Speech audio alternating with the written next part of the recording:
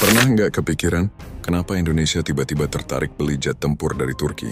Padahal banyak negara lain yang tawarin teknologi lebih maju, dari Amerika, Prancis sampai Rusia. Apakah karena harganya lebih murah atau ada alasan geopolitik yang jauh lebih dalam? Yuk kita bongkar rahasia di balik keputusan ini, karena jawabannya nggak sesederhana itu. Setelah lama mengandalkan pesawat tempur seperti F-16 dan Sukhoi, Indonesia mulai sadar, kita butuh armada udara baru yang lebih modern, tapi juga lebih mandiri secara teknologi. Pilihan itu jatuh ke Kaan, jet tempur generasi 4.5 buatan Turki, yang sebelumnya dikenal dengan nama TFX. Turki sendiri lagi gencar membangun industri pertahanan nasionalnya. Dan menariknya, Turki nggak cuma jual pesawat, mereka juga siap berbagi teknologi. Inilah poin penting yang bikin Indonesia melirik, karena dalam sejarahnya, negara barat sering pelit transfer teknologi. Kaan didesain sebagai jet tempur multi-role, artinya bisa dipakai untuk pertempuran udara maupun serangan darat.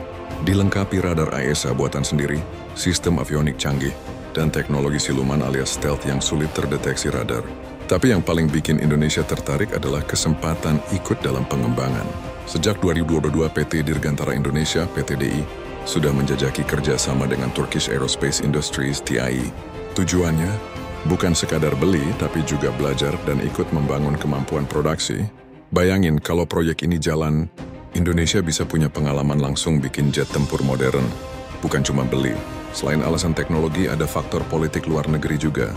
Turki bukan anggota aliansi, seperti NATO yang terlalu menekan kebijakan pertahanan negara lain. Mereka lebih fleksibel dan punya hubungan baik dengan negara-negara non-barat, termasuk Indonesia. Di sisi lain, Turki juga berani mandiri, terutama setelah beberapa kali diembargo oleh sekutunya sendiri. Mirip dengan situasi Indonesia saat tahun 1990-an, ketika kita diembargo senjata oleh AS. Jadi ada semacam chemistry antara dua negara ini. Sama-sama ingin berdikari di bidang pertahanan. Kerjasama dengan Turki bukan cuma soal jet tempur, tapi juga simbol kemandirian militer Indonesia di era baru. Jadi kenapa Indonesia memilih jet dari Turki? Karena ini bukan cuma soal kekuatan tempur, tapi soal masa depan industri pertahanan kita sendiri. Bersama Turki, Indonesia punya peluang jadi pemain. Bukan cuma pembeli, tapi tentu proyek sebesar ini juga penuh tantangan.